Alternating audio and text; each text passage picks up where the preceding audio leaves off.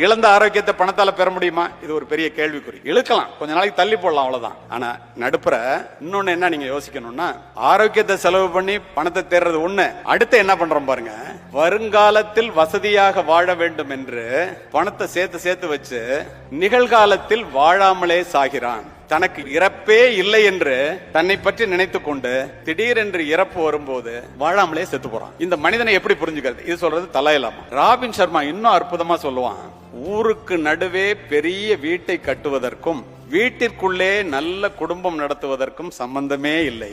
வளமான வங்கி கணக்கிற்கும் நலமான உடல் நலத்திற்கும் சம்பந்தமே இல்லை. நீங்க பாருங்களேன், பிபி ஏறின உடம்போட BMW கார்ல வேக்க விறுவிறுக்க ஏசிக்குள்ள உட்காந்துட்டு அப்பல்லோ ஹாஸ்பிட்டல் போறதை விட இந்த மாதிரி ஓபன் இதுல ஆட்டோலயோ சைக்கிள்லயோ பஸ்லயோ நல்ல உடல் நலத்தோட வந்து நாலு நல்ல வார்த்தையை கேட்கலான்னு வந்து உட்கார்றவன் கோடீஸ்வரனா இல்லையா? நீங்க நினைச்சு பாருங்க. இப்போ என்ன லைஃப் அப்படின்னா, the success is not a destination my dear friends, it is a journey.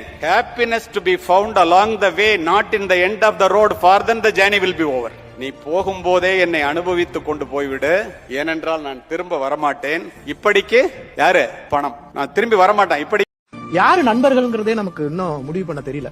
காலேஜ்ல கூட படிக்கிற நண்பர், ரூம்மேட்டா இருக்கிற நண்பர், வேலை பார்க்கற இடத்துல இருக்கிற நண்பர், அவங்களாம் நண்பர்கள் கிடையாது. நண்பர்கள் என்பது முதல்ல சொன்ன மாதிரி எனக்கு ஆவாது, எனக்கு தெரியும், இல்லைன்னா நான் இன்னொரு தடவை இந்த பார்ட்டி கொண்டு கூட்ட வர மாட்டேன்.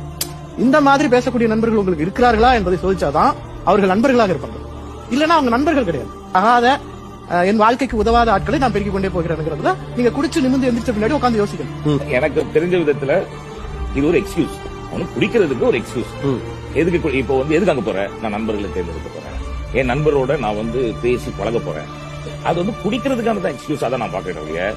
ஒரு நல்ல நண்பனா இருந்தானா அவன் வந்து குடி ஏரியால போய் தான் அவனுடைய நட்பை வந்து ஷேர் பண்ணிக்கணும் அவசியமே தேவையில்லை. பேசிக்கலி ஒரு குடிக்கக்கூடிய ஒரு ஆள் குடிகாரன் அப்படின்னு சொன்னா அவன் வந்து எந்த இடத்துக்கு போனாலும் எதுக்கு நீ குடிக்கதான் போறானே ஒழிய வேற எந்த காரணமும் கிடையாது.